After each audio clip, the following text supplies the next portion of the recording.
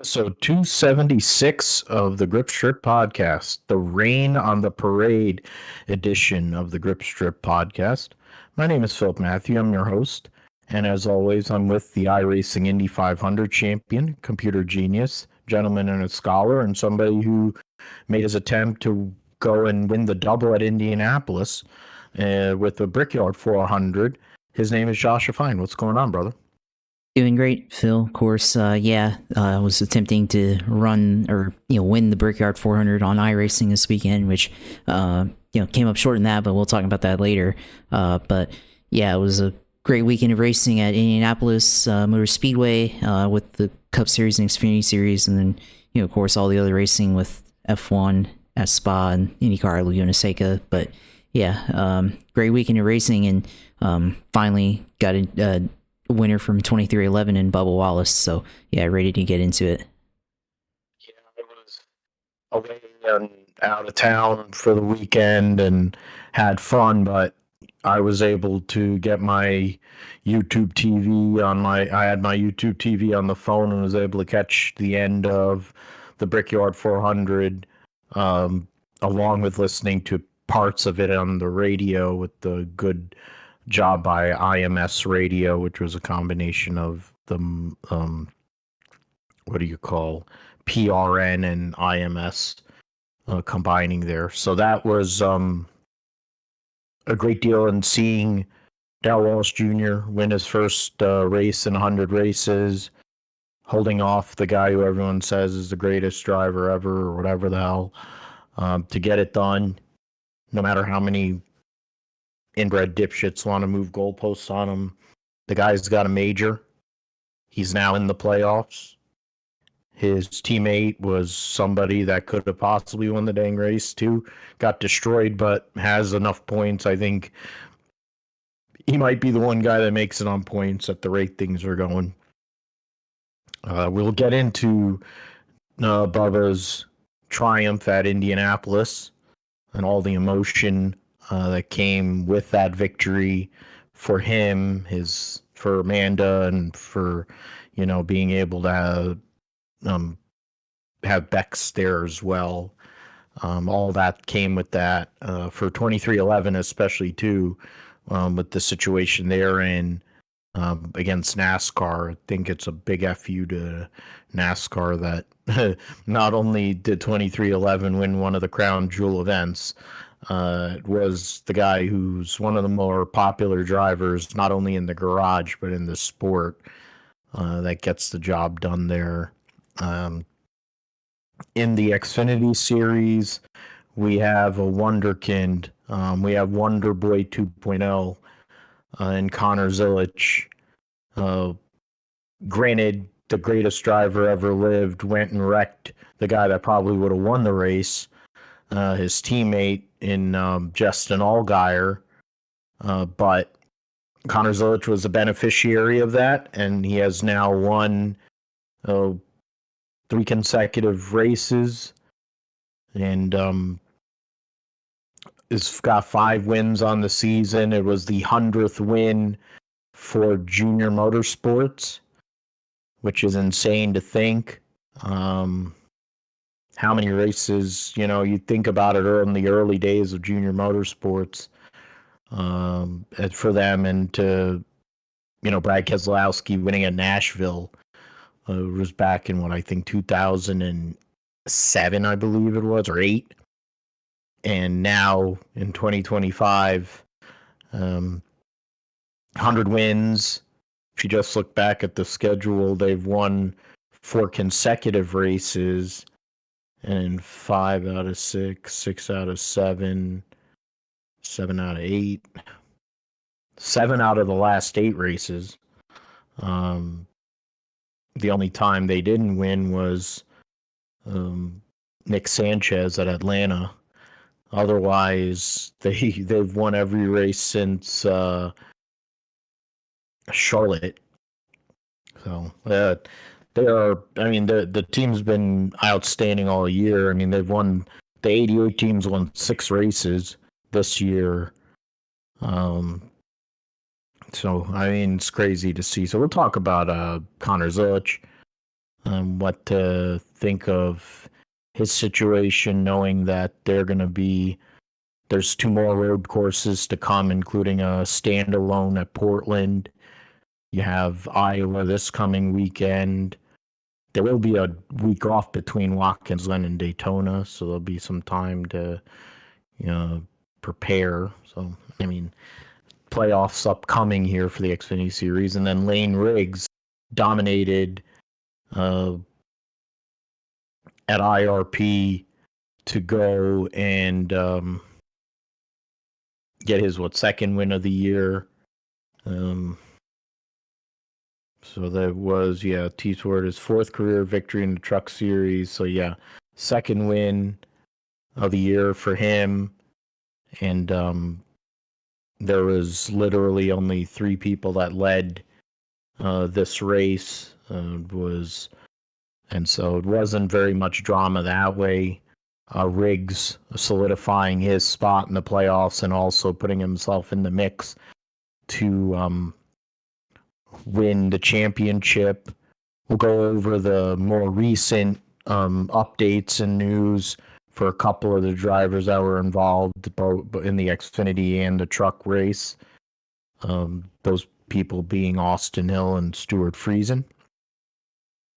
Alex Palou wins his 8th race of 2025 in the IndyCar series and basically has one hand on a 3rd consecutive championship and 4th overall. After another amazing performance at Laguna Seca, winning pole, winning the race, and Paddle Award only being able to finish 5th. So that is not ideal if you're a fan of anybody that isn't Alex Palou. You're basically done.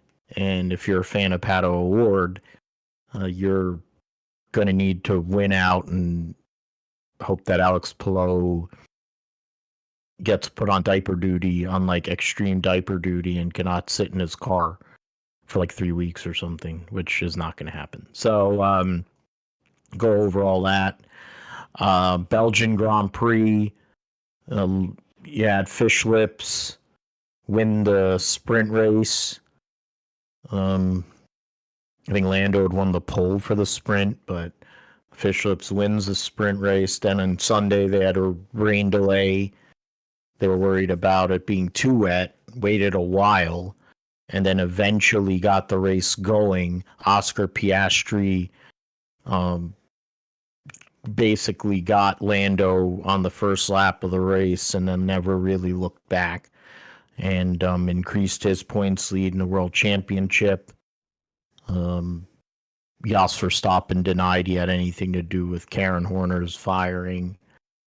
Fish Lips acted like nothing ever happened, but basically threw the white flag up and said that they're not contending for the championship. So for the first time since 2022, legitimate and illegitimately, legitimate, whatever, we'll have and I guess in those record books since 2021, we're going to have a new world champion. So, of course, that'll probably be a McLaren driver now. Which one that'll be is to be determined. Right now, Oscar Piastri standing out. Roundup, we'll talk about F2 and F3.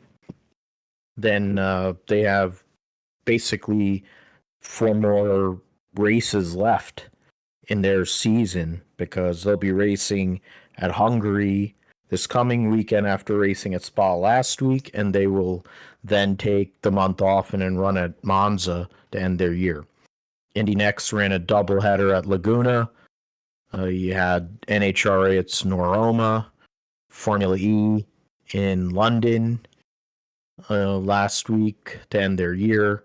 World Superbikes in Hungary at a different circuit than the Hungaroring. Rally Finland coming up this weekend. IMSA at Road America. The last full class race, all the different classes in one race until Petit Le Mans. So that'll be interesting. We'll make our previews and picks for the Hungarian Grand Prix. And then Cup and Xfinity at Iowa Speedway. Josh will let us know how his exploits were in the iRacing Brickyard 400.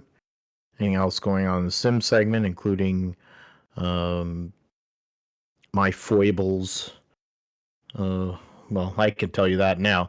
The foibles I had in our Aceto League for GT3, GT4 at Brazil. Went and pitted early, put myself in a position. It's on 2x wear for tire and fuel. Pitted for tires. It might have been the slowest tire change known to man. Fuel was filled pretty quick. Ran out of fuel just before the start-finish line on the final lap. And lost not only a podium position, but ended up losing 2 more spots, finished 5th. Which sucked balls. That was garbage. The guy who won the race was so far ahead, they promoted him to GT3. So yeah, there's your BOP. We'll be racing maybe this tomorrow at Watkins Glen, if technology allows it, since due to the extreme heat in the state of New Jersey, electrical components seem to be frying out left and right, and that also has been taking place at the Sim Center, where there was actual frying of components and burning of components yesterday in the pre-game or pre-race preparation for the GT1 league we have over there that I announce. So there was technical problems. Those same technical problems have continued today. So we'll see what happens tomorrow if we're actually going to be racing. Of course, I love Watkins Glen, and I feel like being in the Mustang GT4, that's a good track for that car. And with the league kind of being a little more balanced out now, better opportunity, as long as I get out on my own damn way from there. So there you go. There's your synopsis. There's Phil's sim segment for like a minute, and then Josh gets his time, of course, time to shine later. But first, let's talk about Darrell Walsh Jr., man. For all the shit the guy takes, for all the stuff that's been going on with that organization, they showed up with a great piece. The Penske cars were fast, but they were not able to keep tires on the car. Yet Eric Jones, who I think had a car that could have possibly contended, he's won big races before in his career, but the center of his wheel completely failed, which is insane. And really bad. You had Michael McDowell basically park Ross Chastain a couple laps into the race, because of course Jesus told him to do that. You had a couple other things. Denny Hamlin wrecked in qualifying. John Hunter had wrecked in qualifying, so they had to start tailback. It says Cody Ware stopped because of fatigue. Is that for real? Damn, I really should have been. I really should have picked. I did pick him to finish last. If that fucking asshole Michael McDowell hadn't parked Ross Chastain, I would have gotten him. But then Austin Dillon's no talent behind also crashed. But Logano goes and wrecks there late, but he also had a blown tire while trying to possibly get another major in his Hall of Fame career. Keebler Gibbs ended up finishing 3 laps ahead of Ty Dillon, which by default gave him the $1 million bonus, even though neither of them ran well. Dylan was involved in a multi-car incident.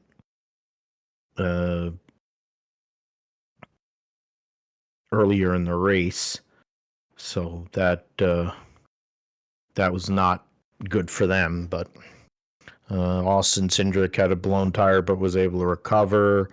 There were a decent amount of leaders for a race that, 15 lead changes among 10 drivers. I think the vast majority of those lead changes were under pit sequences. But when it comes to Dale Walsh Jr., Josh, he had a fast race car on Saturday, just like he had at Pocono. The difference was he was able to qualify this time and then run up front for a good amount of the day. And then when it counted, while other people fell by the wayside, Dale Walsh Jr. got in the lead, pulled away, made good restarts, and was able to hold off Larson and others, including as a car owner, Denny Hamlin, to go and get the biggest win of his Cup Series and NASCAR career, and a huge time for it to happen with a few races to go in the regular season. Doesn't have to worry about the cut line anymore. Doesn't have to worry. He's got some playoff points, and he ain't gonna shut them all up. That's fine, and those people can suck it.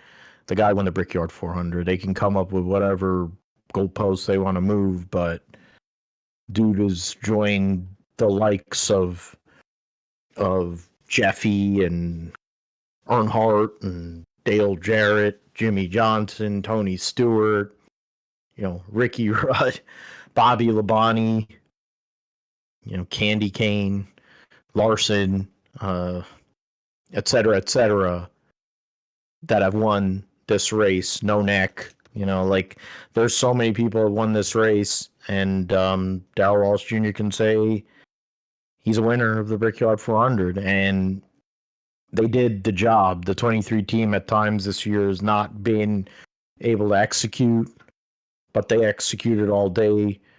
Charles Denick, whatever the hell his last name is, gets his first Cup win after having a good couple of years as the crew chief of Christian Eckes in the Truck Series with McAnally.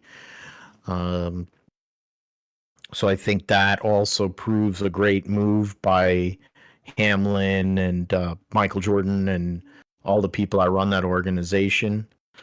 Even though I am a Booty Barker fan, I think it would have came around. But I think this combination is a combination with potential, and Bubba being free to kind of drive. Instead of having a points race, so to speak, now he knows he can kind of be a little more free. It gives them an opportunity, honestly. But I know that 23XI's focus is going to be about Tyler Reddick. But that's fine. I think the 23 after this week, Josh, is free rolling going into the playoffs. And this time, at least, he knows that whatever naysayers, he won one of the biggest races that exists in NASCAR. Yeah, Bubba Wallace coming out here this weekend, winning the race. It's significant in a lot of ways, because he's now won the Brickyard 400, and obviously a win at Indianapolis, no matter who you are, is a win at Indianapolis, and it's important if you can win at Indianapolis, that you've made your mark as a driver. Particularly on the oval.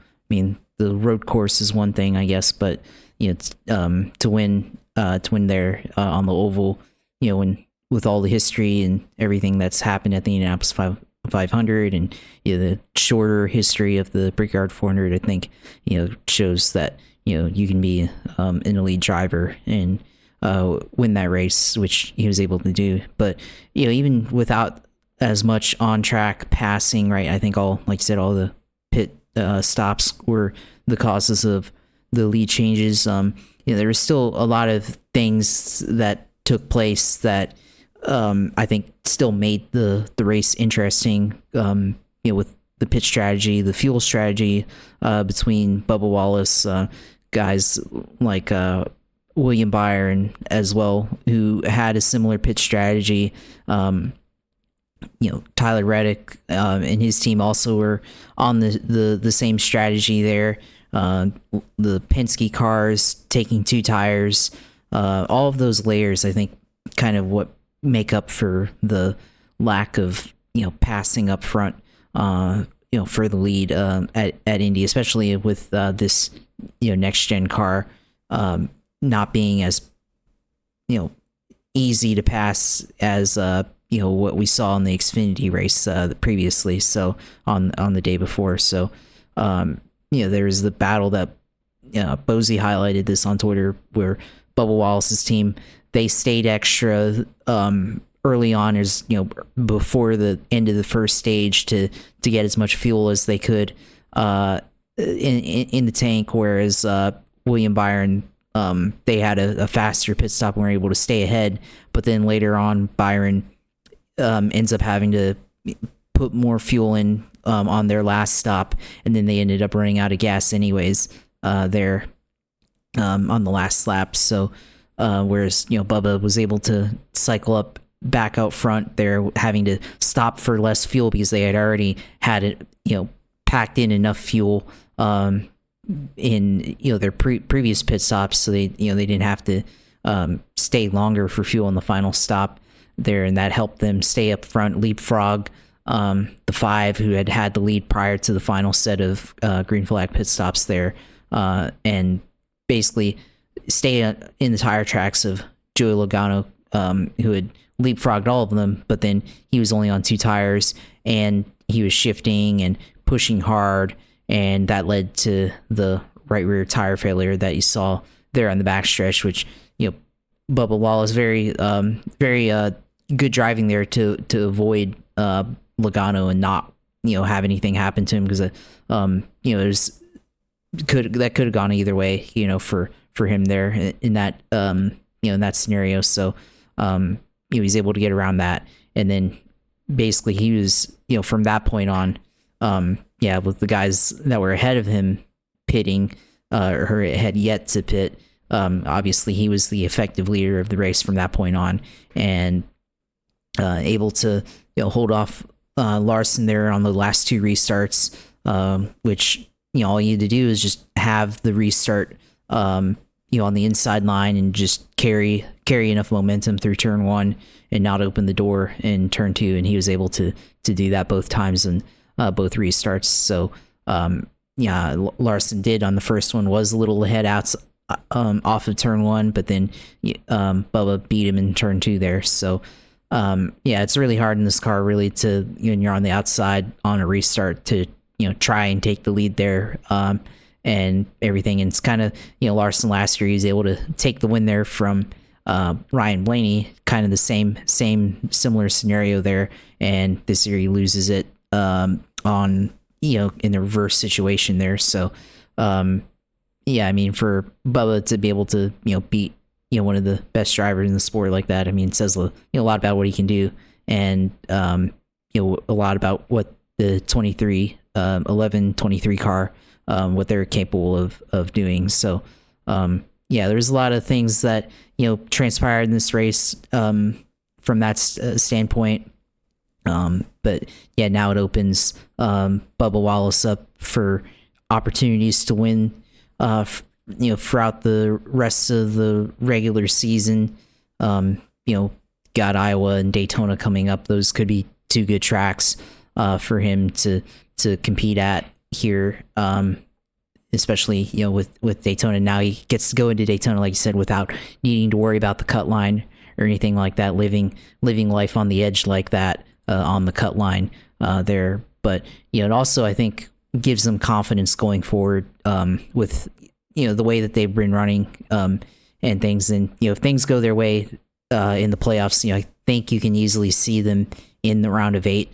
I think that's, I don't know if it could go to the round of 4, that'd be really awesome, but I think in the past when he was in the playoffs, he only got to the round of 12 and was cut after that. So I think with the speed that they've shown this year, I think possibly could end up being a round of 8 guy and have an opportunity to get to Phoenix there. So I think that's something to take away from this as well. So yeah, no longer having to be on the cut line, I think it's great, and you also gives you the opportunity to keep planning ahead for the playoff races and everything, rather than having to, I guess, stress about the next one and continuing to stack points and stage race, which they've been this year. They've been one of the teams that's kind of focused on getting as much stage points throughout the first 2 stages. We've seen them kind of try to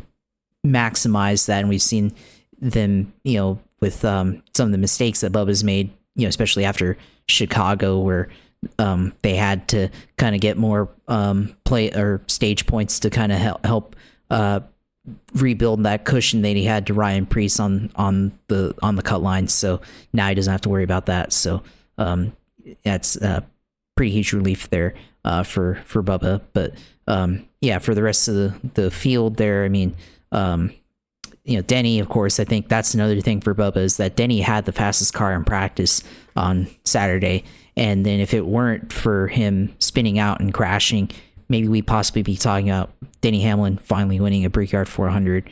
But instead now it's his driver in Bubba Wallace winning. So I think that's another thing to consider, considering that they had speed despite going back to the backup car there. So that's definitely another thing to consider. Also we got to give a shout out to Catherine Legg. Ran up front in the top 5. He was on strategy in the top 5 on the final set of pit stops there, but 17th, pretty good result in that car. And last restart, being able to fend off likes of SVG out racing her there. Chase Briscoe finished ahead of him, and AJ Allmendinger, who she was able to side draft on the last restart there to get ahead. So yeah, pretty good for her as well to get that result there. So yeah, it was a pretty, in the terms of racing action, other than restarts, somewhat uneventful. But I think that's also a thing with the coverage, is that you have to be able to cover all aspects of the race. And yeah, maybe this race wasn't the most exciting in terms of passing, but I think just the allure of Indy and the allure of the strategy that it takes, and shows how hard it is to win a race here at Indianapolis. I think you got to be able to cover that and everything. And then also got to give a shout out, at least TNT was able to use the iconic camera angle that they used on the final lap coming to the checker, where they pan the car and then they zoom into the flag stands, which Fox did not do at the Indianapolis 500 this year. So at least TNT was able to do that. But yeah, still, people talk about the validity of running at Indy. I think, you have to continue to do that. And I think we'll see that next year, potentially even being a 4th of July race, because they have the heavily patriotic logo for the 2026 Brickyard 400. So hopefully we continue to see it on the oval here for years to come. Yeah, and we will see. Of course, with the significance of 2026 for our country and all, it'll be interesting to see the schedule. Denny came out on his podcast. He talked about the setup of the playoff, and you think about what races are going to go where. Would you move Daytona back to July the 4th, or putting Indy there? Significance of that. That might be, I think that would be an interesting call. But it's something we will have to see come along accordingly. We'll see what happens as we get into the schedule release. Darrell Walsh Jr., your winner, over Kyle Larson, Denny Hamlin, Ryan Preece, and Brad Keselowski, a former winner of the Brickyard 400. So 2 in the top 5 former winners. Todd Gilliland, one of his better runs of the year. Ryan Blaney, Christopher Bell, Alex Bowman, and Carson Hocevar, your top 10. There were 22 cars on the lead lap, and Catherine Legg, as Josh mentioned, was one of them. Another person who's taken a lot of crap this year in her transition in NASCAR racing, driving a BJ McLeod car to the top 20. I think they said was the best run that car has had on a regular track ever, or one of. Credit to her, credit to that team for good strategy and stuff, beating the pole sitter Chase Briscoe, who had won a stage and led 34 laps, second most laps in the race, but then ended up getting buried in the field through pit stop strategy, getting screwed by one of the yellows, holding him out there and having to go and pit. What's it called? Gumby Cindric led the most laps. He finished 15th. And then, you had some other people who scored some stage points, blah, blah, blah. But, so we'll go to the point standings after 22 of the 26 races, so 4 races to go in the regular season. Hamlin is in the mix for the points regular season points championship. It's a 4-way battle. 20 points separating Chase Elliott, who leads the regular season points, all the way to Dennis Hamlin in 4th. William Byron's 4 points behind Elliott. Kyle Larson's 15 points behind. So anything can happen with those 4. So that's a lot of playoff points that are on the line. Byron right now is 12 and Elliott only has 6, while Larson and Hamlin are the top 2 in playoff points at the moment. Then you have, in terms of, I think, regular points, not the playoff points. So, yeah. Then Christopher Bell's minus 62, Reddick minus 71. That's your top 6. Then Blaney, Briscoe, Bowman, Busher, lots of B's. Then Bubba in 11th, so he moves up to, 5th, 6th, 7th, 8th in points. And then, I don't know how Bubba lost to, I guess, yeah, because of, maybe, I don't know. It's funny, he wins a race and he lost positions and points, which seems weird. Logano, then Chastain, Priest, Bush, Cindric, who has a win, Josh Berry. So those are, your 13 winners this season.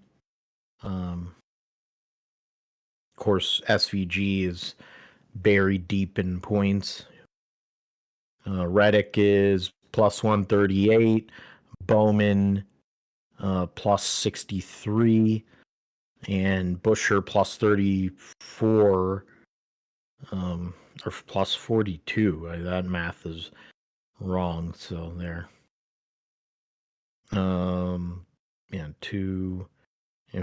42 points out of his teammate Ryan Preece. And that's really where the battle lies now, with the movement of the bubble, with Bubba moving up and out of that mix where he was on the bump spot. Preece is going to have to win here in one of the next 4 races, probably. I think Bowman right now has a race if he can kind of just run out the string here. And I think Reddick probably also should be okay. Minus, we have a bunch of different winners in the next 4 weeks. But we will see. We'll move to Xfinity, as I mentioned, 3 consecutive victories for Connor Zilisch after his triumph at the Pennzoil 250 at Indianapolis. Led 19 laps.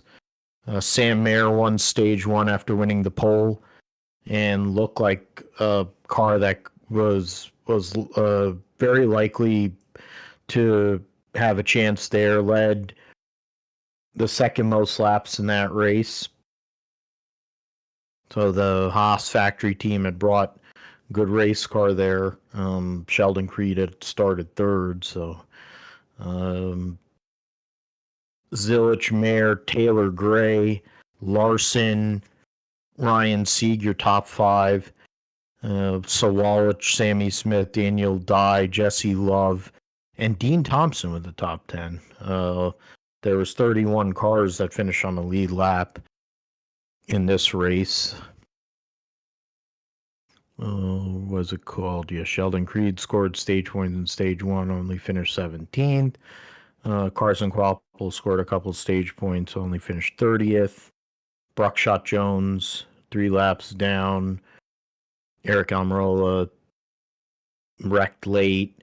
And then, of course, Allgaier, who got destroyed by Larson on the 1 restart. But, Connor Zilisch, Josh, we talked about every 6th career win, Xfinity Series, 5th win of this year for him, and 3 in a row. 6 total wins for the 88 car. He seems to get better somehow or another gets better every single week. And honestly, outside of Justin Allgaier, who is there to really stop Connor Zilisch at this point? That's a really good question. We haven't really figured that out.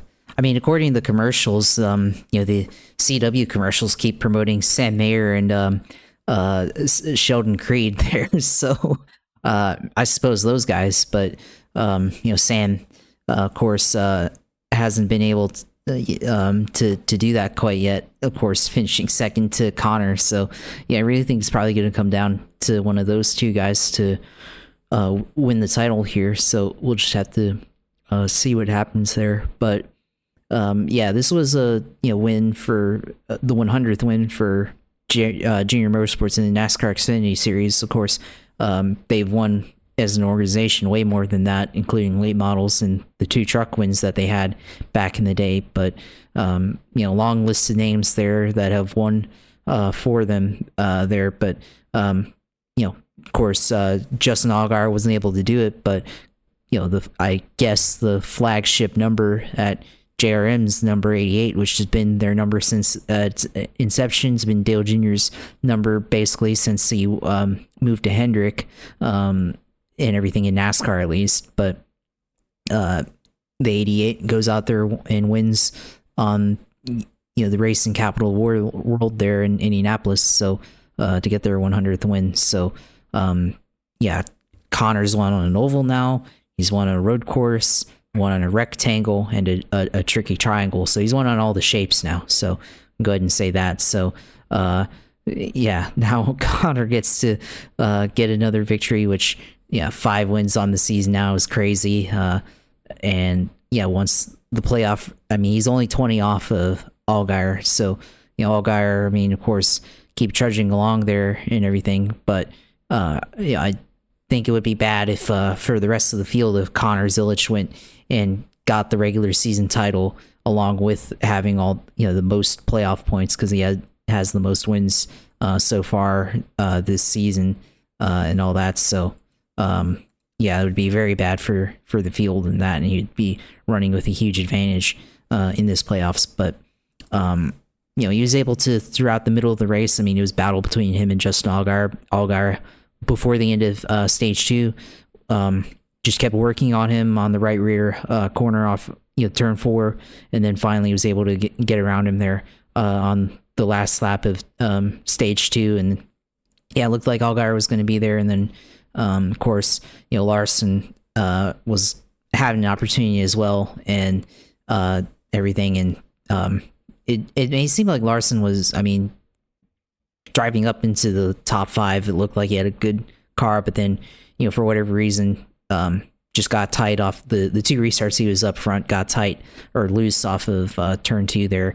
And I mean, I think the first time was able to get through there okay, but lost the lead. And I think you probably know the second time you got to be able to hold on to the lead there off of turn 2, and stepped on it a little bit over the line, and then tagged Allgaier there. So I mean, yeah, it sucks for Allgaier because of course not only he's the winningest driver and probably the most deserving driver, of course, to take home that 100th victory there for JRM, but also it hurt him in the points. So like I said, with him being only 20 ahead now, definitely puts a little pressure on him for the playoff point battle in the Xfinity Series. So yeah, for this race, I mean, obviously a lot more racier because of the package in the Cup Series versus this series. A lot of drafting, I think, took place, and you could see guys battling for the lead, like with Connor Zilic and Allgaier in the middle of the race there. So, of course, we haven't even talked about the big news of the day here with Austin Hill cleaning out Eric Almirola there, which, it was pretty bad. I mean, got loose, or not Allgaier, but Almirola got him loose there off of turn 3 with like 5 laps to go, and Austin Hill was already holding up the field anyways because he had damage on the nose and all of that, and then gets him loose. Austin Hill saves it initially, but then as soon as he gathers it back up, he just turns hard left, it looks like, and cleans out Almirola there, and then gets himself damage as well, which I mean, it's pretty bad to do that on a speedway track, we've already seen in the past. But of course, Indianapolis also is like the one track on NASCAR that doesn't have a full circumference of the track walls of the safer barriers. So not that Almirola hit concrete, but there's always that opportunity there at Indianapolis as it is right now. So then today Austin Hill gets suspended and everything. So for one race, which wipes out his playoff points for the season. So for the regular season at least. So walks in with I mean, he's got the wins and everything. He's already qualified, but the playoff points wiped out. So that's a huge hit in terms of points here. So maybe next time he'll learn to use his head and everything. Now that he's got suspended, maybe he'll actually learn, but he probably doesn't have that thick of a brain either. So we'll see what Austin Hill does when he comes back. But he finally got suspended and everything after all the stuff he's done in Xfinity over the years and everything, and talked about him trying to be a leader in the series after the stuff that happened in Martinsville earlier this year, and he does this. I mean, come on, man, let's be better than that. But goes out and cleans. I mean, it's funny it happened to Almirola, I guess, because Almirola is kind of races like a jerk too, but still, that's not the way you want to race people or treat people, and goes out there and cleans them out there. So not a good look for Austin Hill, of course. Costs himself a lot of points there for the playoffs there. So bad move by him. Yeah, and for the guy who's a total douche and tool, I mean, both of them are not great, but when you're right rearing people in this sport. It's become the norm, at least a one-race suspension, for the exception of Gumby when he ran over Ty Dillon at Coda. Their justification and reasoning was it was slow, and it was and Dillon was able to drive away from the spin because of the runoff area they have at Coda. But yeah, I mean, he hooked Almirola, sent him into a concrete fence, and showed no remorse. Cursed out NASCAR. Pop Pop was defiant to the inbred dipshit that he is. And it kind of proves why RCR is where they are, or they have been for basically since Kevin Harvick left, being generally irrelevant when you're promoting lowest common denominator type people into spots where, because of whatever, Hank Hill in the nepotism in the case of Austin Dillon, whatever other shit that's there, not liking Tyler Reddick being opinionated in a different way from what Pop Pop may reside. But when you're a nobody driver and then got one of the greatest of all time, to make your name, and then he goes away and you haven't been the same organization ever since. Yeah, you had a period of time where you're good, but this is what you promote. They try to make Sheldon a example out of Sheldon Creed. Granted, he's not ever won an Xfinity race, but this is your organization. He's like, oh, we need to get better cars. It's like, asshole, you're the owner. You're a multimillionaire. If you're such a genius as you make yourself out to be, why can't you hire anybody? Part of the problem is where you're located. You're away from all the other teams. For another thing, they've gotten behind on technology. They've gotten behind on probably sim work, et cetera, not making the necessary changes when they needed to, keeping mediocrity in seats, or, promoting lowest common denominator types. You're not winning shit. You should, the guy acts like he knows, he's all knowing. He should look at what happened in Indianapolis to that organization that's now the Haas factory team, with one Anthony Wayne Stewart and Gene Haas, and go and tell me what the hell you think his team's going to be at the rate that they're going. They're lucky they have a decent Xfinity program, and they're lucky that Kyle Busch couldn't get sponsorship, because otherwise they'd be completely irrelevant. I mean, Almirola's a hypocrite. He's another Jesus freak douchebag. Who races badly, but he doesn't race as bad as Austin Hill. Austin Hill is a total, two-faced inbred dipshit, and I'm so fed up and sick and tired of him. Like, him hitting a wall would be good for the world, or somebody just like beating the living shit out of him on live TV, because he's a goddamn mongoloid, that. It was like, he looks like Kane anyways, whatever the fuck, Glenn Jacobs. He looks like just like somebody who goes and bangs a central vacuum cleaner, and he probably has before he started procreating and making more demon spawn. But it's like, this guy is just horrible. And it's like, it couldn't happen to a nicer guy. He's not going to show any remorse. I'm sure he's going to sit there all defiant at Iowa. And it's like, the guy is a tool, and he's a one-trick pony in that he basically is a super speedway merchant. And yeah, he may win or has won in the past at other types of tracks, but really he's a super speedway merchant, and that's it. He really doesn't have that great a driving ability.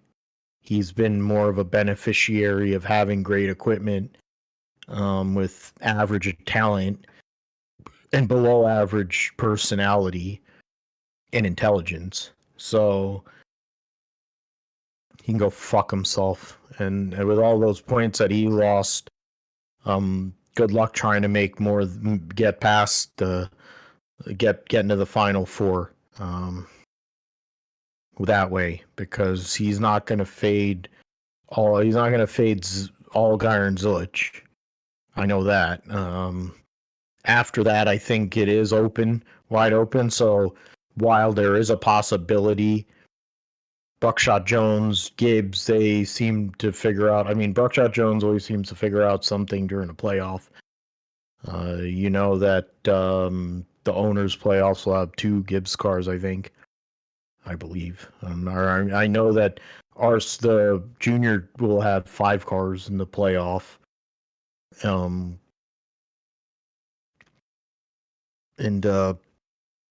Jesse Love, you don't know. I think there's other things going on with Jesse Love that might be affecting their performance.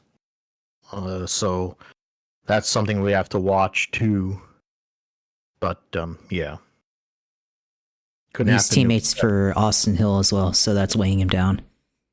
Well, yeah, that. But I also think there's other manufacturers looking at him as an option. And so if with a big sponsors, Wheel and Engineering it, that car being considered a big car, the number 2 Xfinity program, having the history and lineage in the past with Kevin Harvick and Ron Hornaday, Clint Boyer, before he became a drunk driving hack announcer.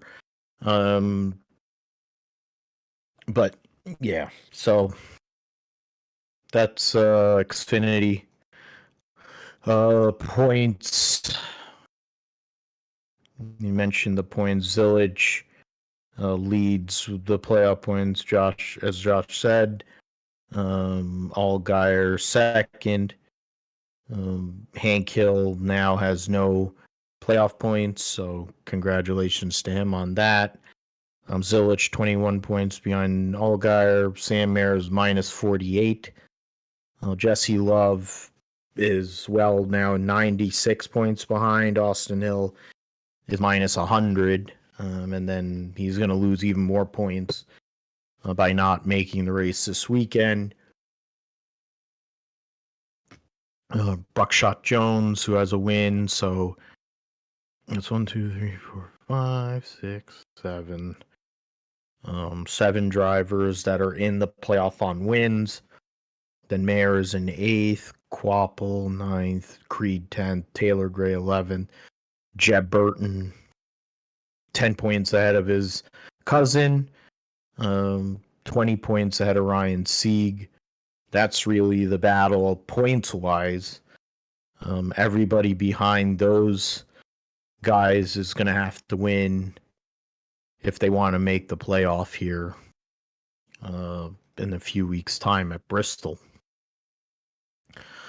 Truck Series mentioned it. It was the T Sport 200 at Lucas Oil, Indianapolis Raceway Park.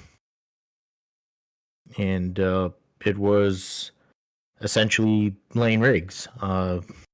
Stuart Friesen got DQ'd post-race with an infraction, post-race inspection penalty. Corey Himes started on pole, led 20 laps, but Riggs was the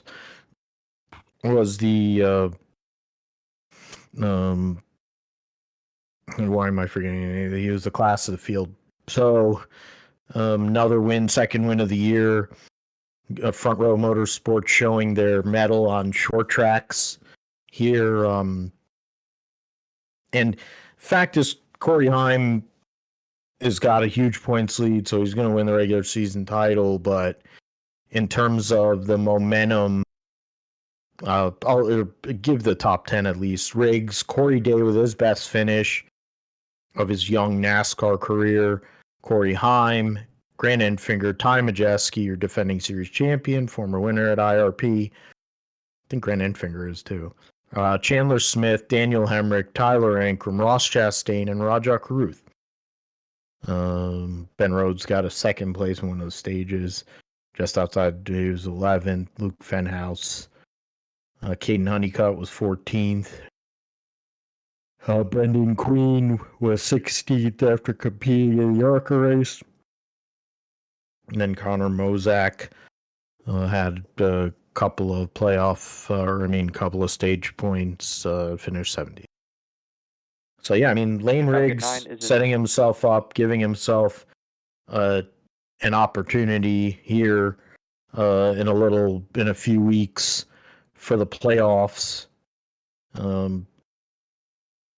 Now, front row has 4 wins on the season. The points situation is pretty straightforward right now.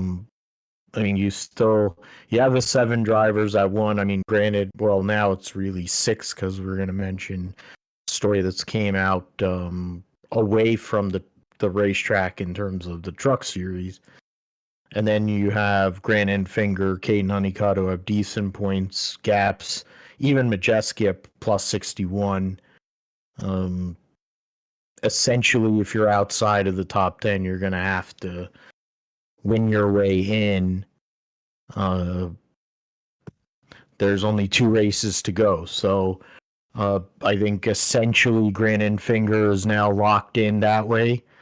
Not by points right now, but I think he would be pretty solid. There isn't much to say that any of them guys that are outside of the top 10 would be capable. You have 4, 5, 6. Yeah, then Reason was 13th. That was 7.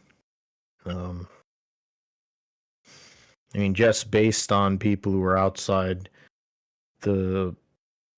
those guys right there. Enfinger and Caden Honeycutt are 4th and 5th in points, albeit granted they're 200, 199, and 215 back because of how great Corey Heim has run this year. He's got the regular season locked up, but it's going to be Chandler Smith, Lane Riggs battling for those extra playoff points. Something to watch there. Hemrick 4th, and they had that whole crew swap. So, yeah, Lane Riggs showing once again how good he can be on a short track, former Cars Tour champion, and I guess All-American series and all that other stuff he's run over the years. But second generation driver and a guy that I know Ford definitely wants to keep around because potential wise is there for Lane if he can go and kind of parlay it here later in the season for sure.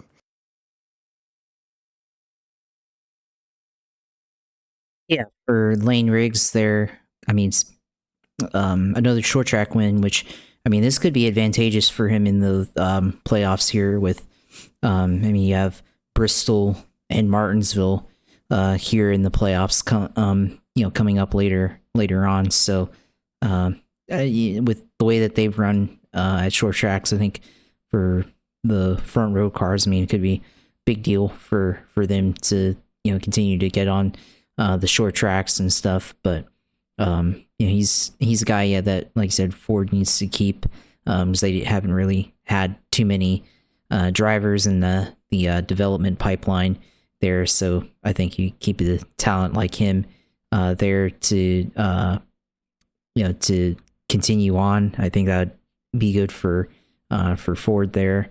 They won at Pocono this year as well. So they're all well and good for the playoffs now, and it's just a matter of being able to execute there, which also they still have. I mean, Richmond is the last race in the playoffs, and with the way that they run on short tracks this year, you could see them being a contender there. Richmond potentially add a third win there that would help close the gap there to Corey Heim, who of course finished third, won the pole, finished third, and has now clinched the regular season title with 2 races left to go. So Corey Heim did what he needed to do there and ran top 5, and now he still have to race a couple more races here. So he could technically take the couple weeks off here, but he will do that, and I don't think he'll do that, and he'll continue to show why he deserves to be in Cup car. So that's gonna be, I think it's gonna be an interesting battle. See if how much Lane Riggs can go up against Corey Heim here in the playoffs. It'll be interesting to kind of see how that plays out, of course. And I mean, I think we can just go ahead and shoe in Corey Heim unless something completely disastrous happens. But Corey Heim going into the NASCAR championship race at Phoenix there for the Truck Series. So it'll be the other 3 spots, I think, still left to determine there. But otherwise, I mean, this race, of course, not really that much happened. I think. I mean, I think the only real drama was, I guess, Raja Karuth had an incident with a Josh Rayum owned car, I think, or something like that. But Josh Rayum tried to blame it on Raja Karuth afterwards, but I think he only proved that it was his fault in the beginning there, with Raja not at fault in that incident. So at least we got some good short track racing here at IRP this weekend. At least still has a presence in this sport, at least for the Truck Series going forward. We need to do that for this series because they're not great unless they're on cookie cutters, I guess. But super speedway package isn't good. Road course package isn't good either. If it's a big track, anything that's above 1.5 miles, it really isn't good with these vehicles the way the motors are. So they're meant for short track racing. So if you can get on a setup, of course, like what Front Row has done, it's going to be hard to beat. Mention the points and all there, and Stuart Friesen had a huge wreck racing a 358 late dirt late model, and was essentially, in a lot of ways, if you have seen the replay, you already know, but if you haven't seen the replay, it harkens back to Jeff Bodine's truck wreck at Daytona in a lot of ways. Right now, he's broken pelvis and a fractured right leg, a serious but stable condition. And so, for all intents and purposes, they are he's out for the year, rest of the season. This is on the heels of them getting DQ'd in post-race inspection. They're going to appeal their disqualification. So, I mean, a lot going on there for the Halmar Friesen team. the driver now out for the foreseeable future. They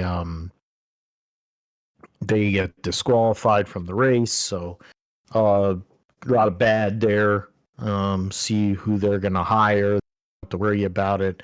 At least, I guess, this week. They only initially have to worry about it for Watkins Glen here on August 8th. For that, and then they have, of course, Richmond. So they probably want to have somebody that could run that might be a little more versatile, so that they can go and run them at Watkins Glen, Richmond, and or compete for this title. You're gonna have or compete for owners championship. Possibly you have what is it? 3 short tracks, 2 1-mile ovals. 3 1-mile ovals, I guess. Then you have Super Speedway in Dega. Then you have road courses, Watkins Glen and the Roval. So very diverse group of races to finish out this year. But we'll see what happens with Friesen and that organization as we go along. The IndyCar was at Laguna Seca this past weekend, and it was Hello Palou with yet another master class. He hadn't won in well, it had been a couple of weeks, so that's a drought for him. He'd only won since Indianapolis. He has now won 3 races. You have Kyle Kirkwood had won back-to-back. Dixon Award has won twice. And but Palou was the key figure in the Java House Grand Prix. He led 84 of the race's 95 laps. Only Nolan Siegel, who led 11 laps, finished 18th, were the people who led the race. Go through the results. Alex Palou over Christian Lundgaard. Colton Herta, Pato Award, who started second. Dixon from 19th, finished 5th. Cal Nyla, 24th to 6th, so credit to him and the Prema team. Will Power was 7th. Marcus Armstrong, Christian Rasmussen, and Scott McLaughlin rounding out your top 10. Then there were 19 cars on the lead lap. So, Kiffin Simpson didn't even make first lap. It looks like, so he wasn't even classified and finished last. Jacob Abel crashed about 10 laps into the race. Affected some of the other guys, and so I mean, what do we say anymore about Palou? I mean, it's 8 wins. He got a chance at double digits. If he can go out at Portland, which has been one of his best tracks, get the job done there, then you have 2 oval races to end the year at Milwaukee and Nashville. He needs to win 2 out of those next 3 to win 10 races in a season. He's got the championship basically on lock. I mean, it's more a case of who else is in the points. I mean, Kirkwood lost a ton of points. Finished 16th on Sunday. Palou 121 ahead. He's the only one. Power Award. He's the only one that's still ahead. I think 50, so 126, I believe, is like, they said 13 points. I feel like it was, or one. I forget where I read how many points he needs to lead by to guarantee a third consecutive championship. But I mean, 11 top fives and 12 top tens and 14 starts with 8 wins and 5 poles is one of the all-time seasons in the history of IndyCar racing. And he continues to add to his legacy that we don't know how it's gonna, if it's gonna end soon. But combination of Alex Palou, Barry Wanzer, and that Ganassi 10 team has become an unstoppable force. Yeah, for Alex Palou, like you said, unstoppable force this season. Once again, they win at Laguna Seca here, which now they're basically one race away from clinching the title here. We may, and in fact, if Pato Ward is no more than, or if he's at least 108 points behind at the end of the race in Portland in 2 weeks, then we'll have to start popping out the celebration and everything for Alex Palou as the champion here in 2025. So you'd become a fourth time champion here in only 6 years of competing, which is crazy for him. So Palou, of course, dominated the race once again. I guess the only competition that I saw was him passing Nolan Siegel, who was running up front, and he did it on the outside as well. So that was also crazy to kind of see as well. But Palou basically is on a lifeline now.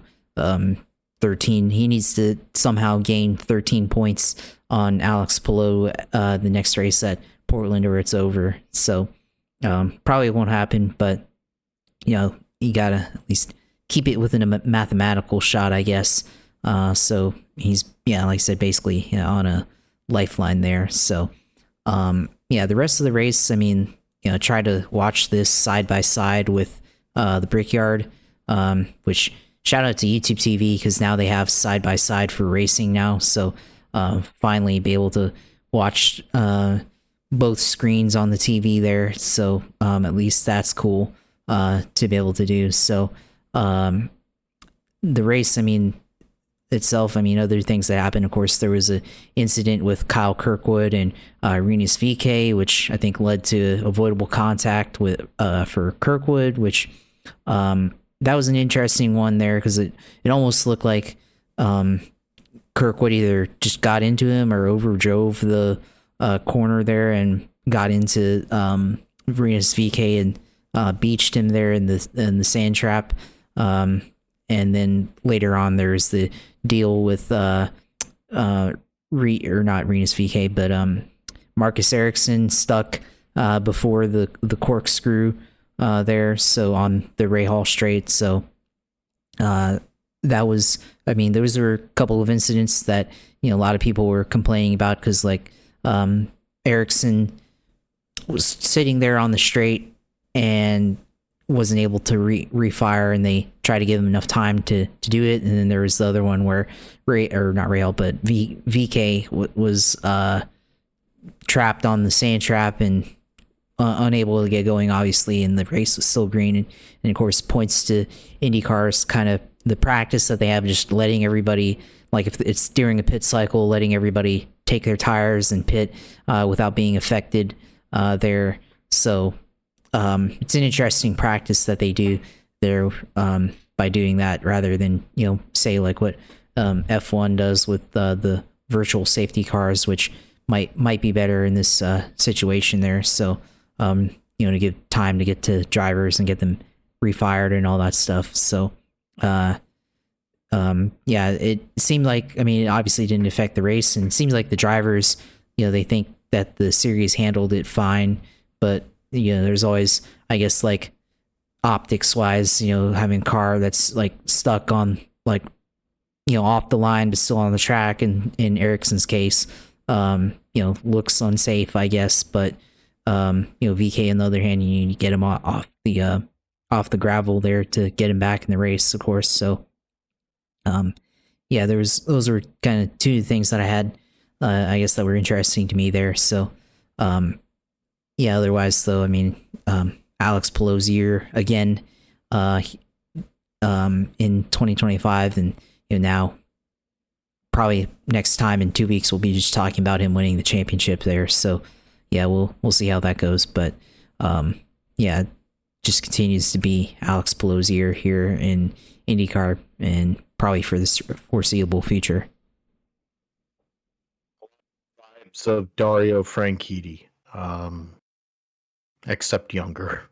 That's what it is. And if you are old enough or were watching when Dario drove for Ganassi, he won 3 out of 4 years.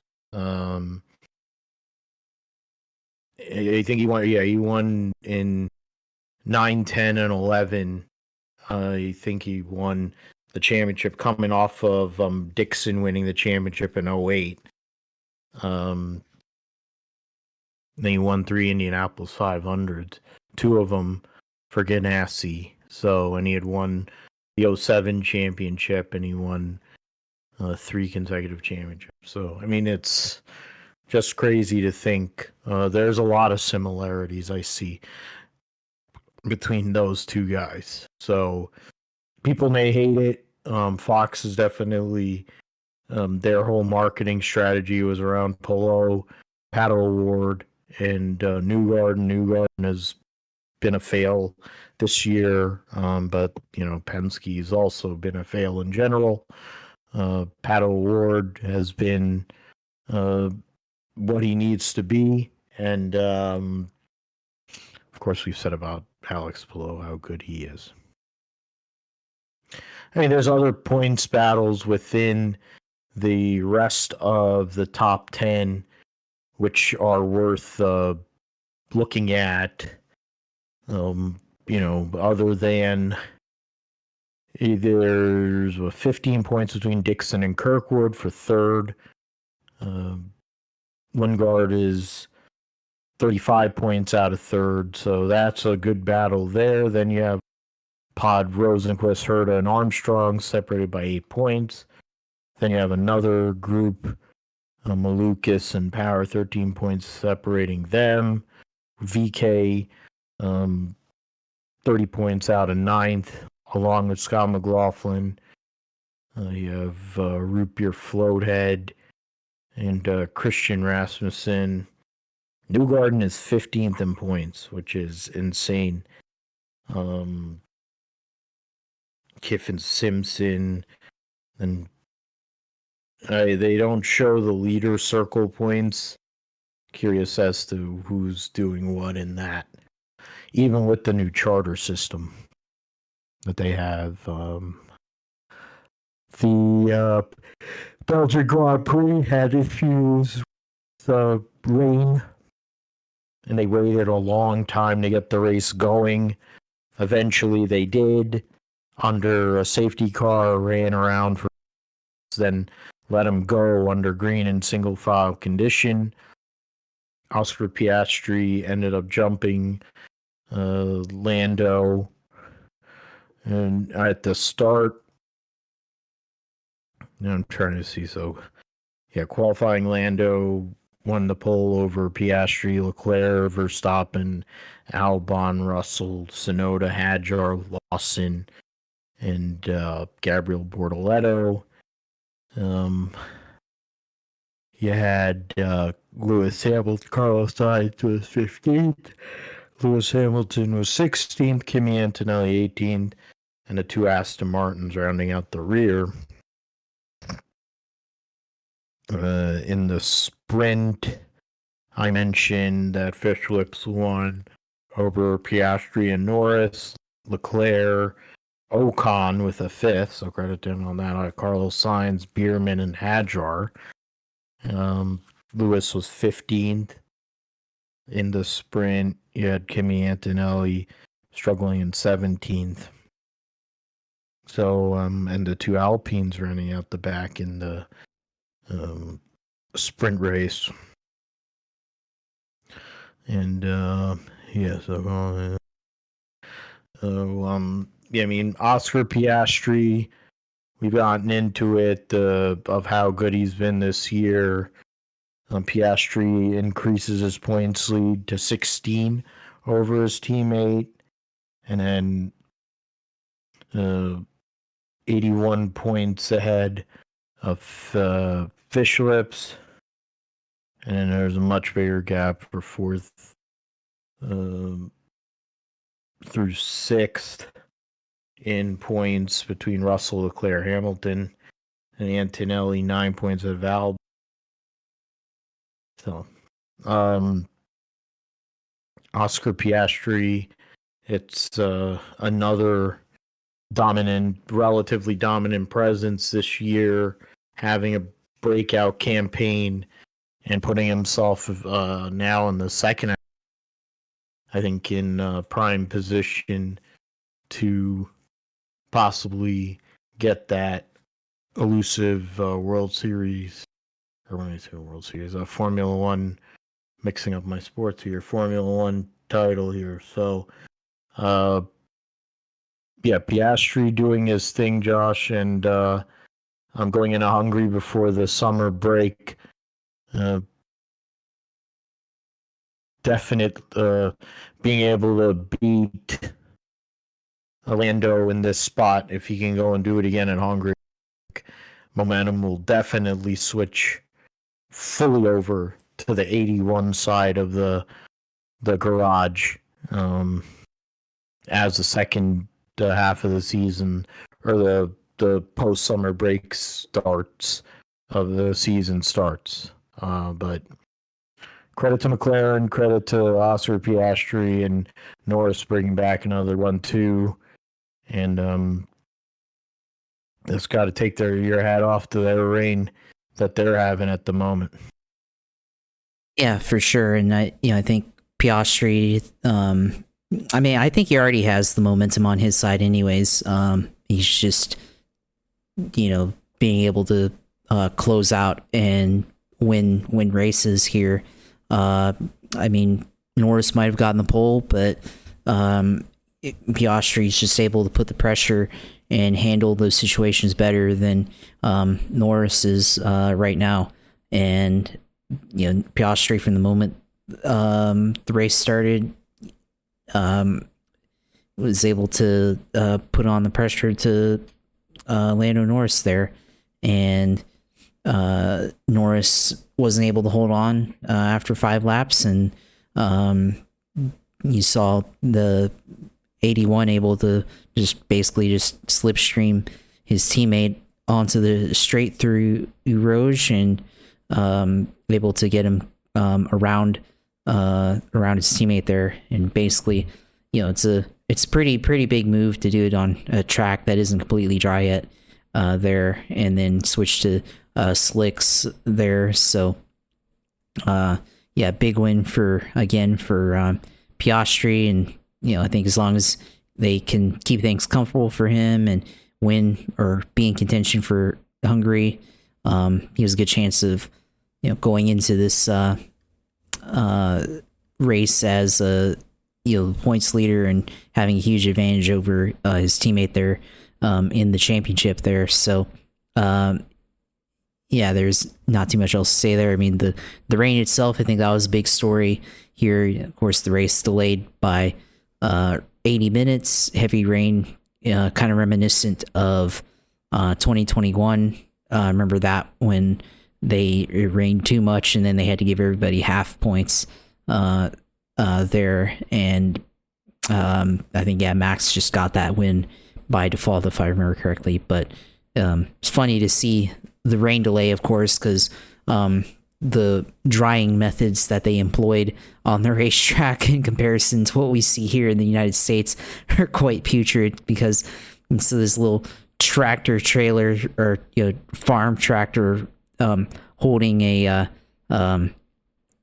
blow dryer basically on the track. And we got here in America, we've got the Air Titan. So I thought that was pretty funny, to be honest with you. See that, and it's like, yeah, America knows how to dry racetracks and everything. But I thought that was interesting to see how they were drying the track and everything, where probably, they could employ NASCAR's method or employ their own version of that and maybe be more efficient to where they can get it when they need to dry a track there. But otherwise, this race, I mean, I think you got to give a shout out to Lewis Hamilton.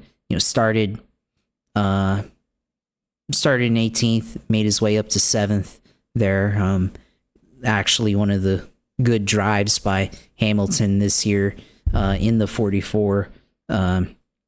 So good win, or not win, but good drive for him there to be able to get to that point. So for Lewis in a season that's been fairly up and down, in a Ferrari ride that people were wondering how he kind of doing this one. I mean, that's a good drive for him there. Of course, Albon took 6th, hasn't been up there in quite a bit. Leclerc gets podium. Of course, now Max Verstappen, with all questions on him of where he'll end up in 2026 or 2027. Certainly, those are all on the table there and everything, of course. So, I mean, we'll continue to see, I think McLaren will continue to be up there. Also, not worthy of note, but it is his birthday today. Fernando Alonso in 17th, but the oldest driver on the grid at age 44 now, which this race coincidentally had 44 laps in this race. So, I thought all that was pretty interesting there. And of course, now we go into Hungary next week, and I'm sure we'll probably be talking about one of these two McLarens going out there and winning the race. Yeah, ongoing over the years has been a great track for McLaren.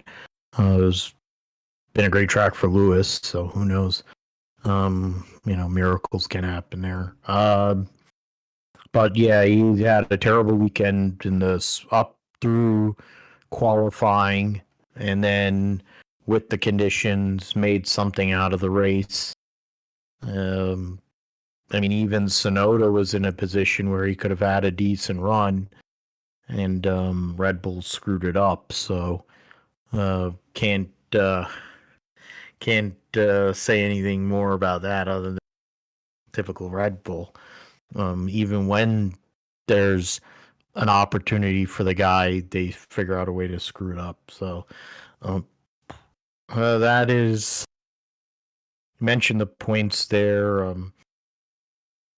Lewis is 30 points behind his teammate. Then Leclerc is 18 points behind Russell.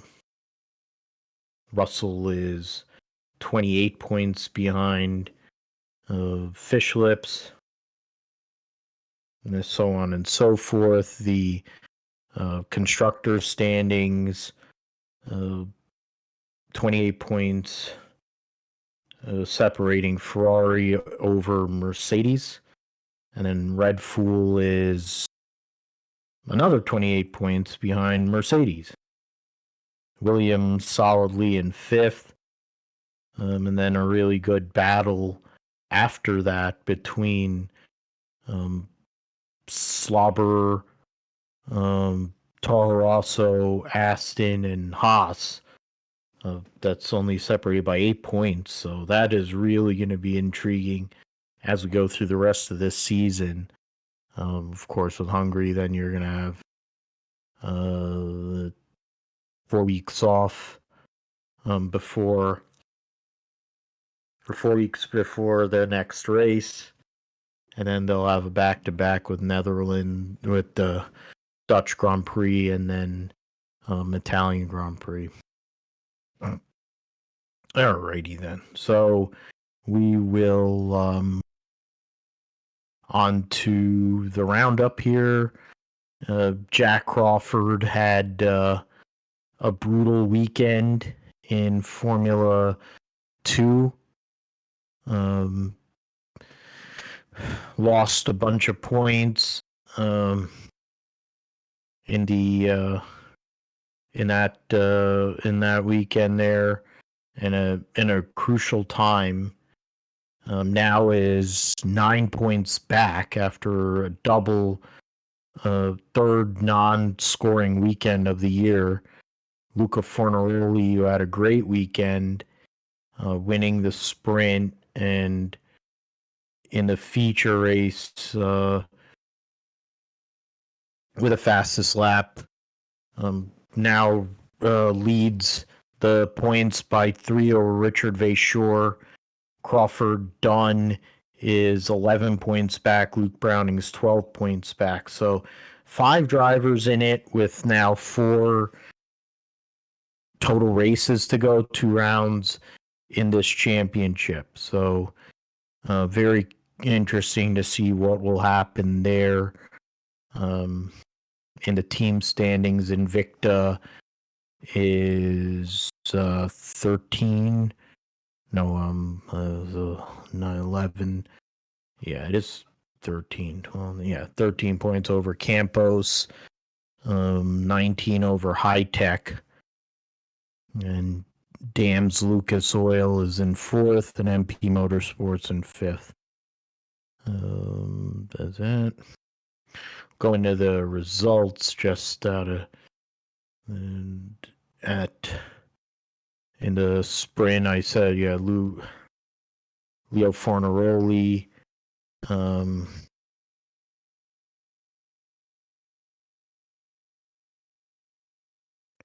in the sprint, yeah, so Fornaroli over Martins, Mini, Goth, Marti, Stanek, Dunn, Rito Miata, and Bennett, and Jack Crawford. Only the top 8, of course, get points in the sprint. Easterson was 14th, Seb Montoya 15th. Then in that was the sprint. I just minimize that again. And then in the feature race, Roman Stanek, Tomo Miata, Luke Browning, Marti, Fornaroli, Mini, Beganovic, Martins, Dunn, Amory Cordial. Easterson was 16th, Jack Crawford 17th, Richard Vachor 18th. So, and Kush Miney was 20th. So Seb Montoya at a DNF finished 21st. So a brutal weekend for him. In Formula 3, the results at Spa, Stromstead, your sprint winner, and then Brad Benavides won the feature race, American driver. Wow, there you go. By default, essentially. They only ran 2 laps, so credit to Benavides. Ugochukwu was 6th. And trying to see, yeah, so those in the sprint race, they ran. Ugochukwu was 2nd in that one. Verts 3rd behind Stromstead. Zoloff, Kamara, Interpuvasak, Stenshorn, Delpino, Badur, and Giusti, your top 10. And yeah, blah, blah, blah. Brad Benavides ended up finishing 29th in the sprint and then came around to win the feature race. That has got to be a first, I think. Indy next at Laguna Seca was a doubleheader. Issues with fog during the whole entire weekend. But they're able to get through and get the job done. Caio Collet led from pole and won the race there, got the fastest lap and pole points and all that. Beats Dennis Hauger there. Josh Pearson, Miles Rowe. The top 6 did not change positions through qualifying. Then Jack William Miller from 15th to 7th. Then Liam Skeets, Nolan Aller, and Bryce Aaron. Haley Deegan actually ran okay. She finished 12th. There's James Rowe. Juan Manuel Correa's 15th. So there's 19 cars there. Then in race 2, Colette gets the double over Pearson, Hedge, Taylor, Seb Murray, Coolin, Jack William Miller, Miles Rowe. Started 6th, finished 8th. Salvador D'Alba, Jordan Missig, and then Deegan finished 11th. So 11th and 12th on the weekend for her. The standings heading into the final couple of races of, 3 more, the upcoming race. Yeah, next race. The schedule. They'll run Portland, then they'll run Milwaukee. It's the same schedule. Portland, Milwaukee, and Nashville Super Speedway. Hauger has a 42-point lead on Caio Collet after Collet got the double. Lockie Hughes in 3rd. Miles Rowe in 4th. Josh Pearson in 5th. That's kind of a battle there. Pearson and Rowe. The top 3 kind of is where they are. Then another good battle, Salvador D'Alba, Callum Hedge, only separated by 9 points. Jack William Miller is 5 points ahead of Niels Coolin.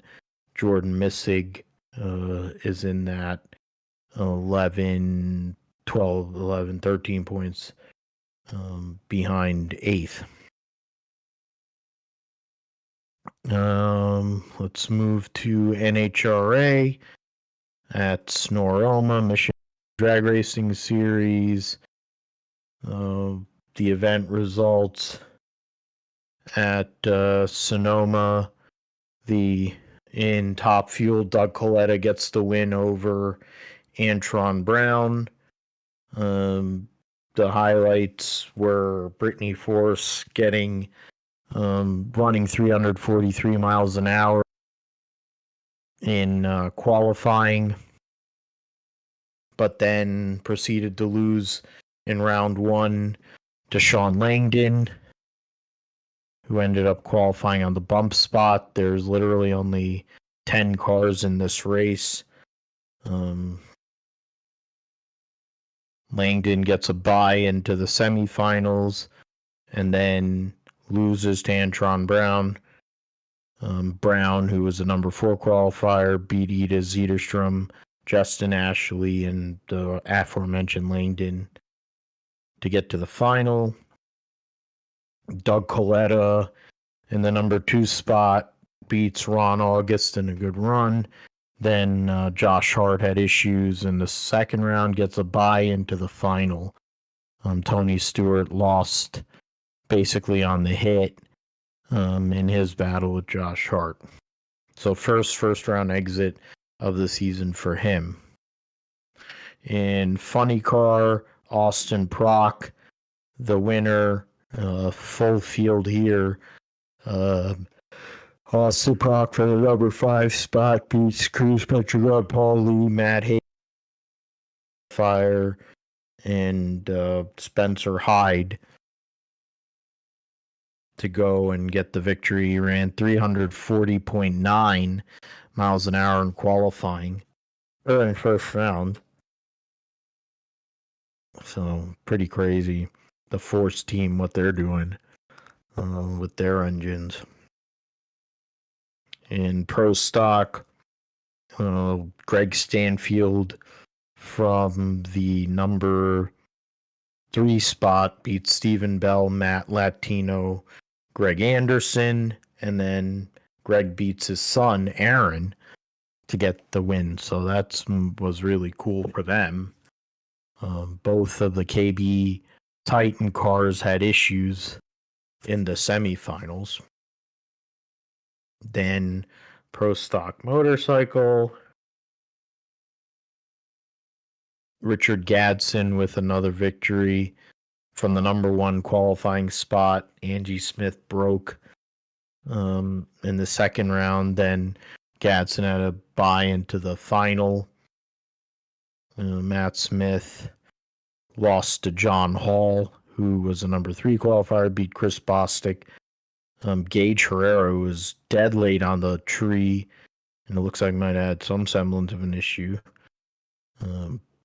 Then John Hall beats Matt Smith before going down to Gadsden in the final. In Formula E, go there.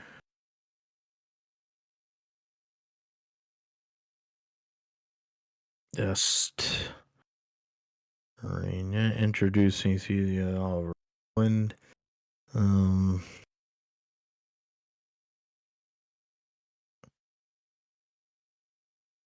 The Marvel Fantastic Four London E-Prix. That's lovely. In round 15, it was Nick Cassidy, Nick DeVries, Pascal Verline, your top 3. DeVries and Verline former champions, along with Stoffel Van Dorn, John Eric So 4 champions there from 2nd through 5th, and Mortara, Frines, Dennis, Nato, Evans, who qualified on pole. Fastest lap was Verline. Oliver Rowland ends up finishing 11th. And then in race 2, it was Cassidy, DeVries, Buemi, Jake Dennis, Mitch Evans, Tony Felix DaCosta, Max Gunther, Pascal Verline, Luca de Grassi, and David Beckman. And Oliver Rowland had issues in that second race, but it, of course, didn't matter. Yeah.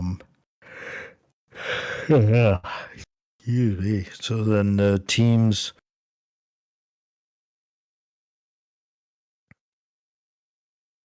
I was trying to look at the team standings, but it is what it is for me. Yeah, Oliver Rowland gets the championship by 31 over 31. So yeah, over Nick Cassidy, who won the last 3 races of the season to end the season, while Oliver Rowland went on a very blank streak to end the season. Cassidy wins by 8 points over Verline. Barnard, DaCosta, your top 5. John Eric Verne, Jake Dennis, Nick DeVries, Mortara,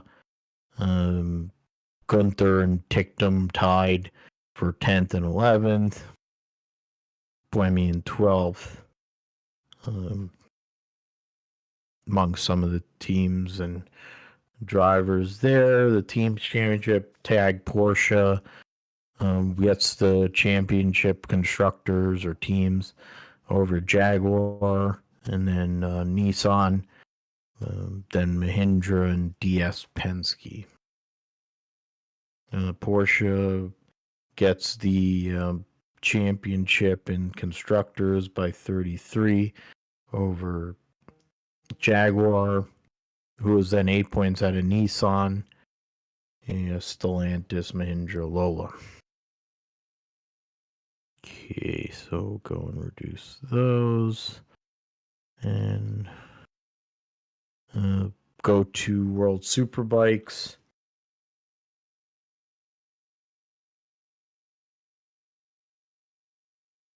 from Balaton. Ian known just hit me from behind. Toprak Raskatlioku does the triple for a third consecutive round. Now leads Nicolo Balega by 26 points. Petrucci 15 points out of Locatelli, 16 ahead of Bautista. That's your top five. Garrett Gerloff still buried in 16th. I mean, to be fair, he's not Johnny ready this year. Or some of these other riders, but it was Raskatlioku, Balega, and Bautista in race 1. Sprint was Raskatlioku, Sam Lowe's at Bautista. Race 2, Raskatlioku, Balega, and Lowe's.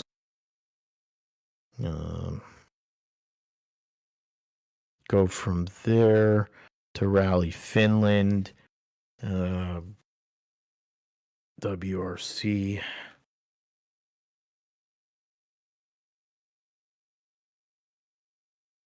The Gillen standings.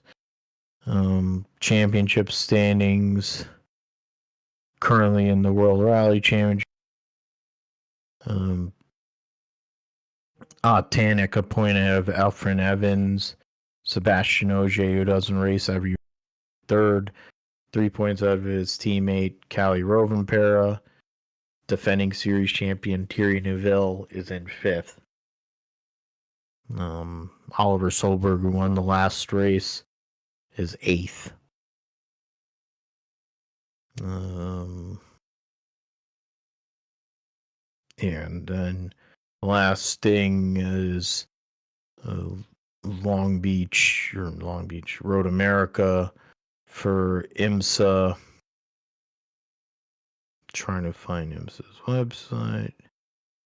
All right. Going the Motul Sports Car Grand Prix at Road America. Trying to go and bring up the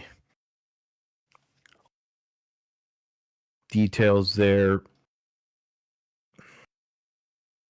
A full racing weekend.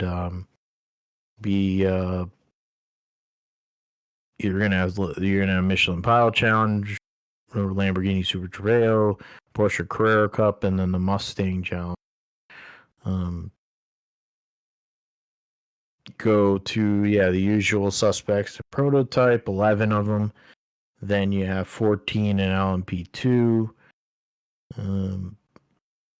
10 in GT Pro, and 14 in GTD. So that's Road America for the IMSA series. All right, so feeling it right now. Getting close to the end though. We will start with the picks for the Hungarian Grand Prix. Hungarian Grand Prix F1. Josh, you picked first, so last week, so I'll pick first. Piastri to win. Norris and Norris and Lewis round out the podium. Josh, how about you? Piastri wins, Norris, and Leclerc. All right, so Josh goes Piastri to win, Norris and Leclerc.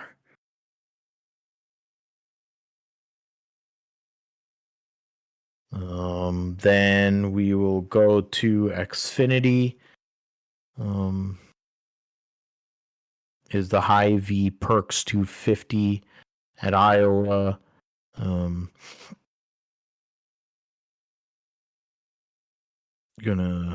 So full entry list. Yeah, you have Parker and the Emerling and 7, Chastain and the 9.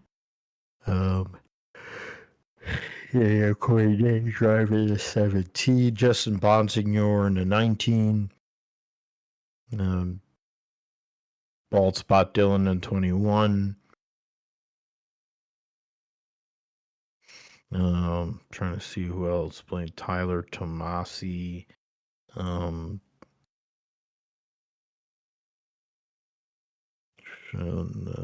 is that? Joey Gaze. Thomas Annunziata in the 70. One of the guys that races at Apex One is friends with Annunziata's dad, so interesting connection there to an up-and-coming driver. And Dawson Cram, former guest of the show, on here. So you got wet first, so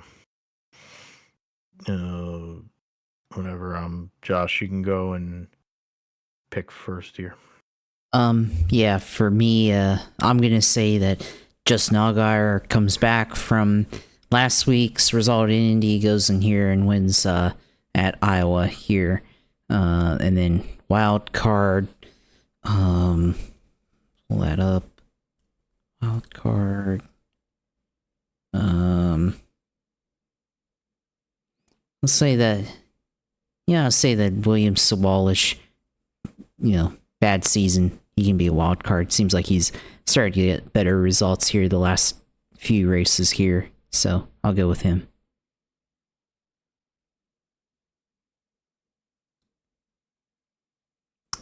You're on mute. As much as I want to say Connor Zluch is going to win 4 in a row, as a proof is right here. Had that for a good amount of the season over here. I kind of felt like I was bad luck for a little while, and now I'm going to keep that there. I'm gonna go and change it up a little bit. I'm gonna go and say Carson Kvapil gets his first career Xfinity win, at a short oval that really isn't a short oval, but it fits very well in the fact that you're going towards Richmond here in a few weeks' time too. So, and then my wild card will be Justin Bonsignor, because it's just sitting out there. So, what is it? Carson Kvapil to win, and Justin Bonsignor wild card.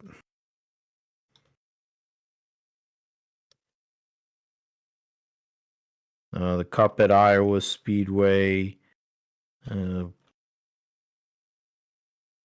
They'll race in the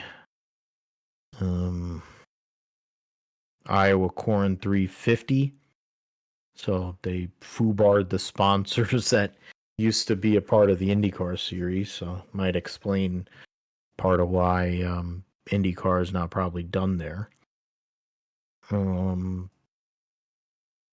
37 for 40, so no issues with that.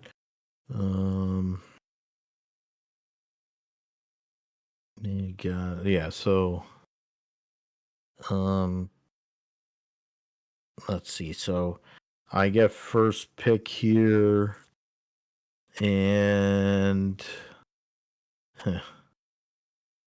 I am going to say that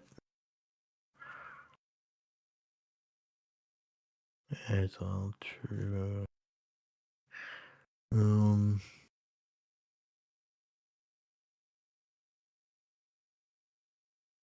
Gonna go and say Ryan Blaney gets another win at Iowa, and then my wild card pick. So I'm gonna go Blaney, and then my wild card pick in terms of the rest of this. I will go with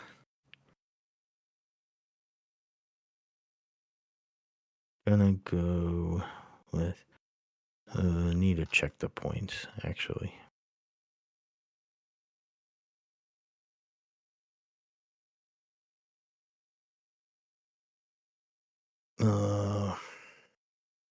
Yeah, so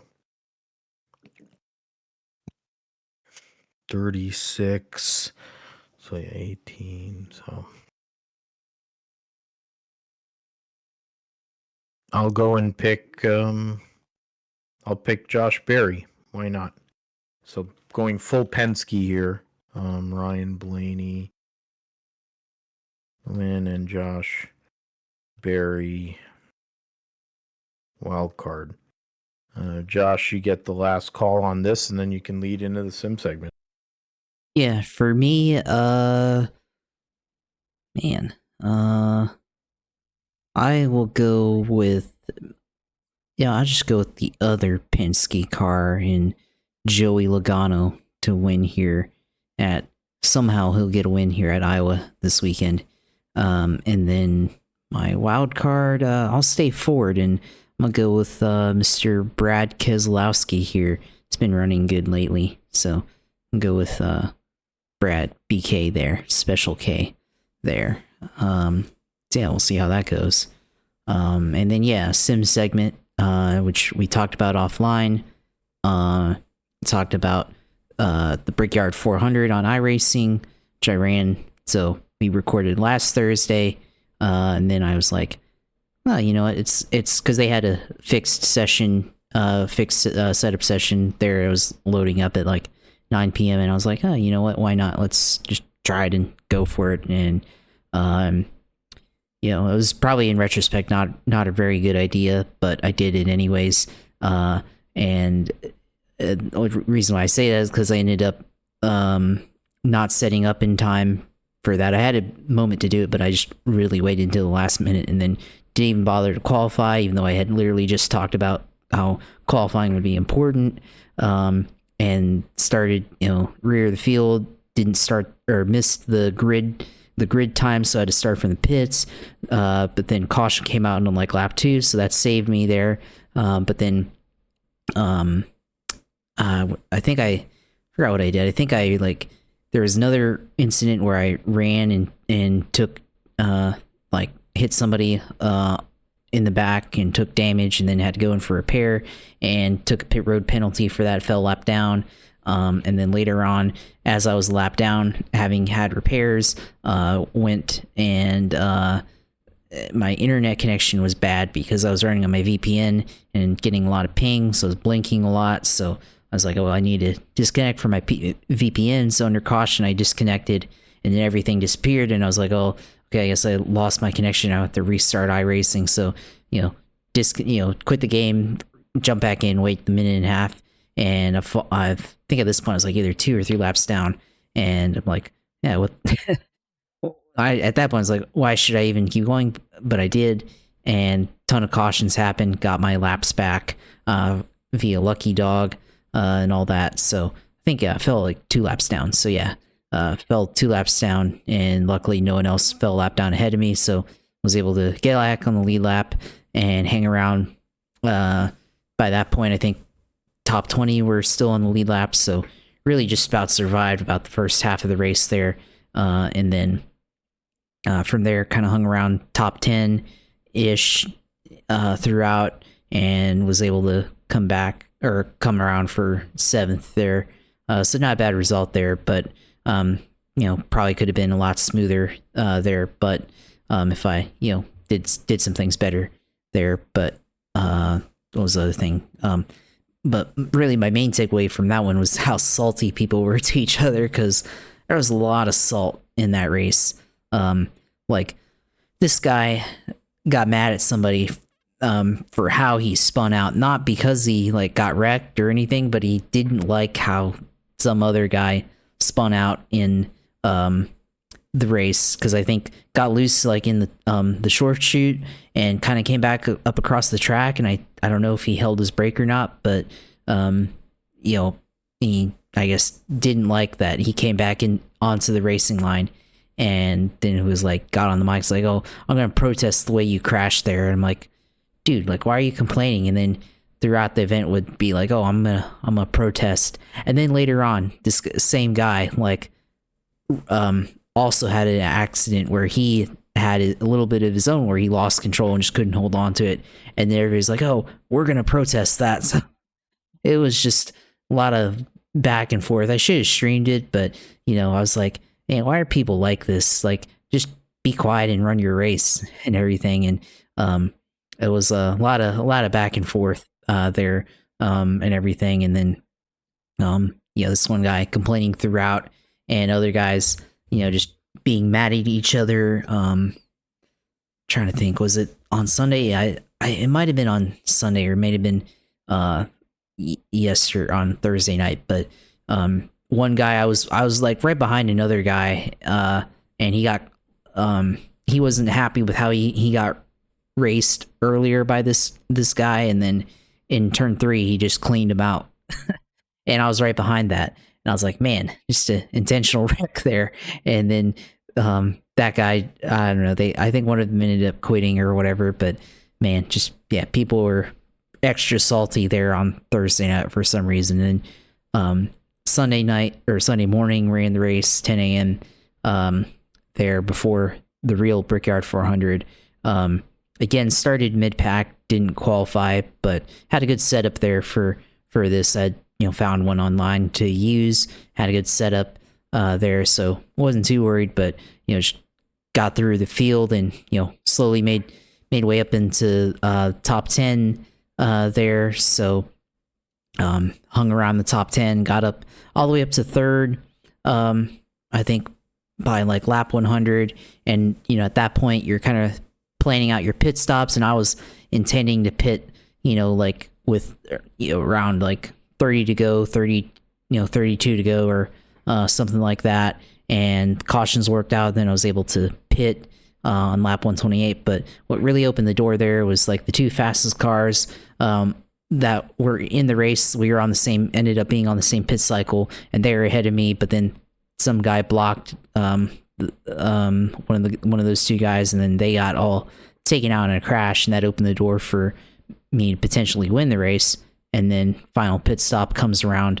We get up into the top 5, lap 130, restart third, take second on like lap 130, lap 131, turn 3, leader opens the door, and I just take the bottom, take the lead and everything. And then at that point it's all but holding on. And I wonder if I felt like I started overdriving the corner, trying to stay, I was maintaining about like half a second, 0.4 of a lead.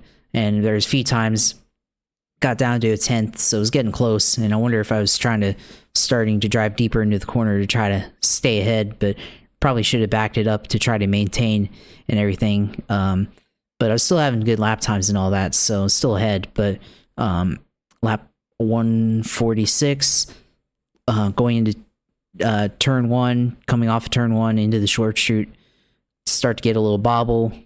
Okay, stayed in it. Go through turn 2, turn 3, and I have to, because I gave up a little bit, I had to snake down the backstretch to break the draft. And turn 3, go in there, exit turn 3, start to feel loose, and start to kind of, turn back, steer back to the right a little bit, and let off the gas a little bit, which probably shouldn't have done that, but whatever. And yeah, got loose, got into the wall, and actually got the second place car, but he was able to still continue. I had a broken right front, so I had to go in the pits and get that fixed, so fell a lap down there and then finishing 20th. So had the lead there with like 15 to go and everything, but that was, like I was saying, that was really only one of the few green flag runs, true green flag runs that we had during that race, because it seemed like the green flag runs were, fairly short, 10 laps, 15 laps at that, and there was never really a true like full fuel run like you'd see like in real life. So unfortunate there, but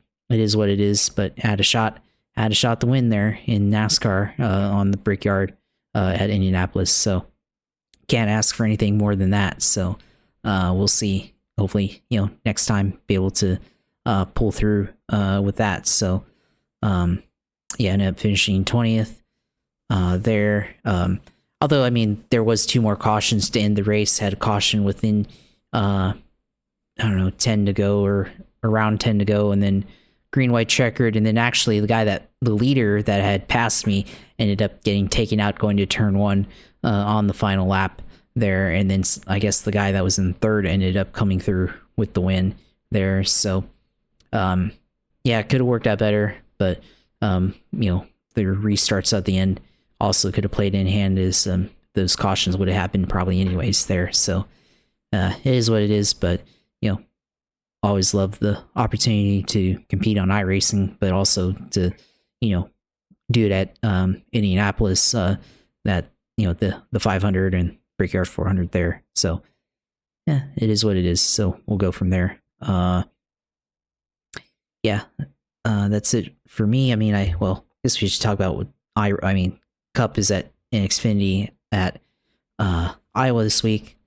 NASCAR 25, more news there. Some screenshots from RFK Racing this week, showing gameplay, showing what that looks like, deciding to pit. And I guess TJ Majors is a part of the, they've the detail. They've got TJ Majors on the 6 car spotting you. So that's pretty realistic there. And I think they have different spotters for different teams. So that's good. The ARCA roster got released as well there. So that's good. And everything. So and then the NASCAR series at Iowa, Nashville Super Speedway for IndyCar on ovals, sports car, MX5s at Charlotte Motor Speedway, Toyota GR Cup at Spa, production cars, IMSA Series Global Endurance Tour at Road America. So, that's it for iRacing this week. Of course, see my Sunday run at the Brickyard 400 on Twitch at usailor2, and you can see the moment that I crashed there and had an opportunity to win. So, that's that. For Sim segment, of course, Twitter at JP Huffine, and then our YouTube page at Gripship Podcast. So we'll see how this next couple weeks go here as we get closer to the NASCAR playoffs and everything, and see how the rest of the season goes. But another good week of racing here that we get to cover. Absolutely, man. And we will continue to talk about it. Of course, we had more this week. Next week, a little leaner, will be Cup and Xfinity and Formula One to discuss from this week, along with the Rally Finland, IMSA, Road America F2 and F3.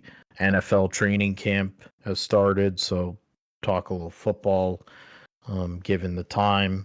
We also have Supercars Indy next.